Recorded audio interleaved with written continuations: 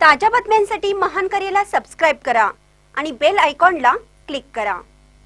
माजी आमदार राजेश पाटील यांच्या सातत्यपूर्ण पाठपुराव्याला यश। चंदगड ग्रामीण रुग्णालयात डायलिसिस केंद्र मंजूर।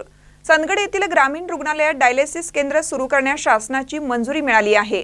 मूत्रपिंड विकार यासारख्या होतकरू असलेल्या रुग्णांना आता उपचारासाठी कोल्हापूर, बेळगाव यासारख्या दूरच्या ठिकाणी जावे लागणार नाही।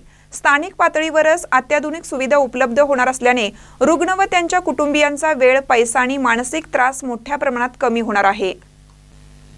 या निर्णयासाठी माजी आमदार राजेश पाटील यांच्या सातत्यपूर्ण पाठपुराव्यामुळे कित्येक वर्षापासून रखडलेला प्रश्न अखेर मार्गी लागला।